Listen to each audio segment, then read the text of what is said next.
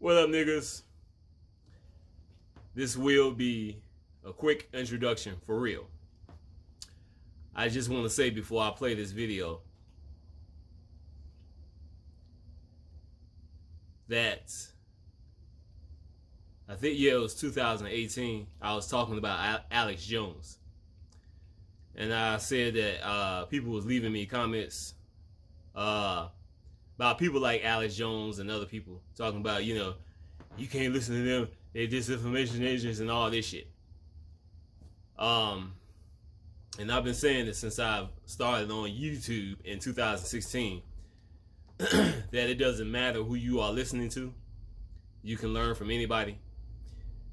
And this video, when y'all watch this video, it's important for y'all to soak up this information and do your own thinking and come to your own conclusions. Allow the Holy Spirit to guide you, because like I said, making the point about Alex Jones, everybody talking about he's an Illuminati disinformation agent. Yeah, he still spoke a whole lot of truth. You just gotta do your own thinking, use discernment, and allow the Holy Spirit to guide you no matter who you're listening to. Because like I said, even if you listening to somebody who you trust, they can still get something wrong. And it's up to us as individuals to do our own thinking, allow the Holy Spirit to guide you, and come to your own conclusion no matter who you're listening to, whether you trust them or not, whether you know they fakes and shields and all this shit. So this video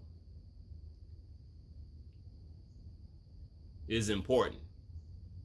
People need to hear this shit. We've had a lot of names, different names used throughout history.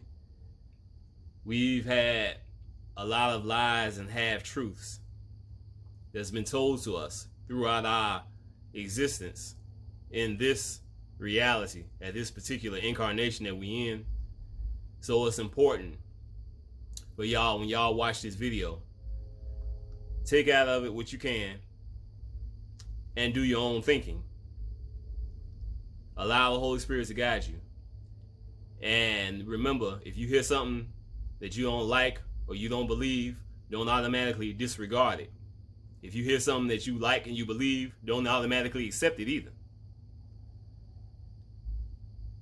Myself, Bobby Hemmitt, Alex Jones, anybody that y'all listening to, it's important for y'all to do your own thinking and take out of it what you can when it comes to the information that you're receiving from people who are into this truth.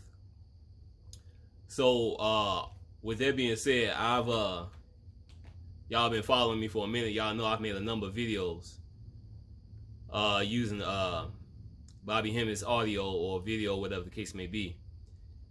And I've tried not to take him out of context when he's speaking. And same goes for this video that I just made as well. But if anybody want to watch those videos in its entirety, I'm gonna put the links to these videos so y'all can check the shit out for yourself and see the shit in its entirety, So again, watch this video, come to your own conclusion. You accept it or reject it. Don't come to me talking shit, leaving comments. All right now.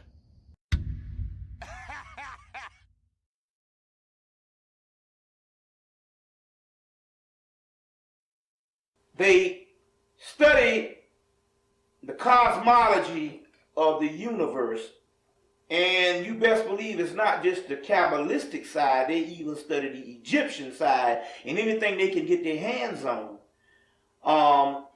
so that they can stay and reign supreme. As a matter of fact, there's a war going on right now in the white world with a lot of these occult people. And what it is they're complaining that whenever that the Jews have two types of oaths. They have an oath. They have an oath. They take an oath to Israel, and that oath is when they go out in the public world, whatever they experience within any other secret societies or any other organization, they have an oath to Israel to render that knowledge and that spirit, in any type of secret that they want to the rabbis and the head of their community. So they have an oath to override any oath that they take in public society and in private society outside of the Jewish society.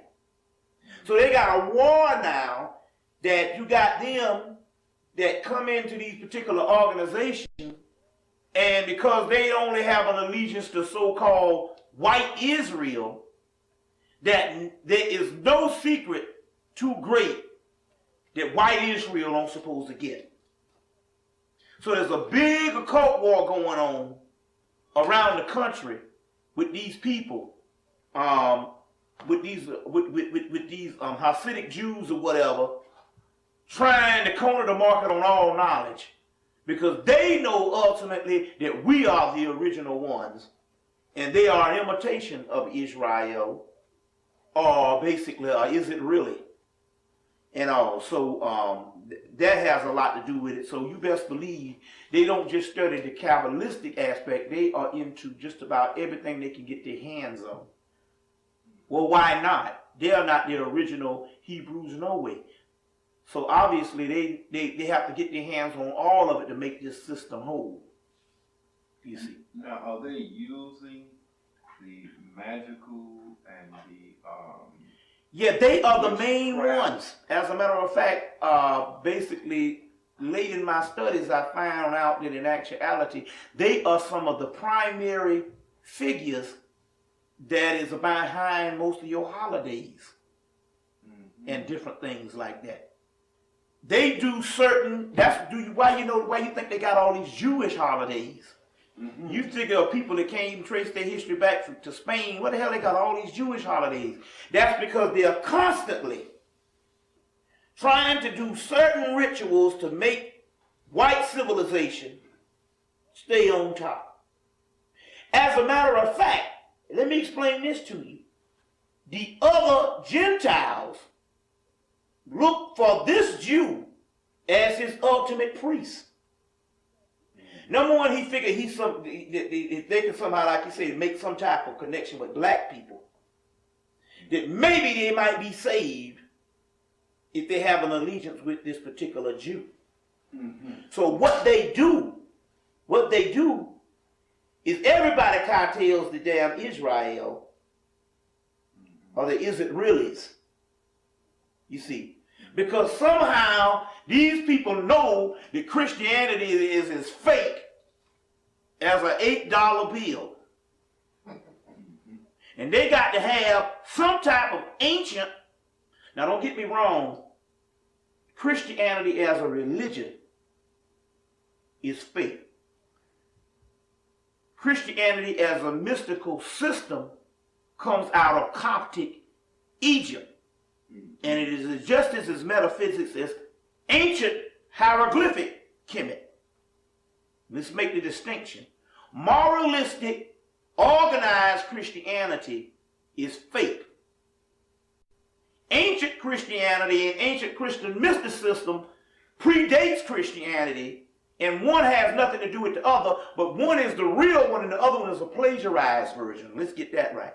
So we're talking about the fake plagiarized version where you historicalize the ancient Christ or the soul is in all of us to put it and relegate it to one man, stringy-haired man walking around Jerusalem who never existed. Now let's understand, you see, the difference between one that's based off the Egyptian god Horus and one that's based off this fictitious cult figure to line up by. So he's the biggest pimp, like Jim Jones and the rest of them, JC. But he's the greater pimp because he never existed. He was a mystical character or a mythical character. And even Paul in his writings never mentioned on the historical Christ. But the Romans came in because they wanted to dominate the world. And they tried to get the monopoly on the Christ by saying that this is the only true Son of God. And basically this person just comes up and tell you to do all this love and all this crazy thing. But guess what? The text came up in 1945. The true Christ, the one that comes from the Coptic Horus. He don't say none of that shit. In the Gospel of Thomas, there was like, which is one they got out of the library, they took out a Conference of Nicaea. Mm-hmm. It's found in these in this text. In the Gospel of Thomas, he says, they say, Christ, tell us what kind of diet you want us to go on. He said, don't lie. Why do what you hate? Blessed is the man who eats the lion. Then the lion becomes a part of the man. Cursed is the man that get eaten by the lion, and a man becomes a part of the lion. He goes on, they say, tell us about the kingdom of heaven. He said, you'll know the end when you know the beginning. Shit, you done lost the knowledge to the beginning. They well, then they said, they told him tell him about the end. He said, you know the end if you know the beginning. They said, tell us about the kingdom of heaven. He said, heaven is all around you, but you drunk, you can't see it because you're looking for these two eyes, and you ain't looking with the spiritual eye. This person in here is a straight up revolutionary. A no-holds-barred person. They don't even deal with the crazy stuff. You see what I'm saying? So clearly the text that they dug up in 1945 that dates back to Coptic Egypt and on in the Meta is a totally different thing. And that's the original one, before the Romans stole it and turned it into the New Testament. But don't get me wrong, the New Testament got all the stuff in it. It's just that for the first time you can't go by page for page, but you can go into the pages and find the same stuff. Mm-hmm. That's the difference. Mm-hmm. The Bible is still a viable thing. You just can't go by from A to Z, but you can go into the pages and it's all there. That's the difference. You know how to interpret. Yeah, that's the difference. You can't go by the basic theology that's drawn up from the Freedmen's Bureau, which is the way they was going to teach slaves. Mm-hmm. Mm-hmm. And that's what we still on now. Mm-hmm. Same old good old time religion is good enough for me. You can't go by that anymore. Mm-hmm. Mm-hmm. You have to go into the book. That's what Honorable Elijah Muhammad said. And that's the difference. Mm-hmm. It's all there. Now let me show you the real mystery of the book to make the book come alive. Take the book, take some old deity that you're supposed to follow, take him out, and put yourself in the role of the Christ. And that's what the book is originally for. It's a guidebook for your soul, which is the Christ. Yes. So the person that they're talking about in there is you, old body, new body, Old Testament, New Testament. If you take the book, just as I have done great works, greater works ye shall do. Is it not written in the law that ye are gods, and the scriptures cannot be broken? John chapter 10, verse 34, 36. So it means you're supposed to take the book as an esoteric book. In every way you see Jesus or the Christ, you identify that as your soul. Then the book comes alive. It's just when you start following it and thinking some cracker coming back or some black man coming back. Mm-hmm. Black man come back saying, I'm the Christ. I say, okay, good. You take these bullets. Now, if you take these bullets and you take them and don't be on that flow, then maybe you have a chance. I might follow you. But the esoteric teaching was a mystery system book, just like the Book of the Dead, which is a passage to the soul. And you are the Christ in it.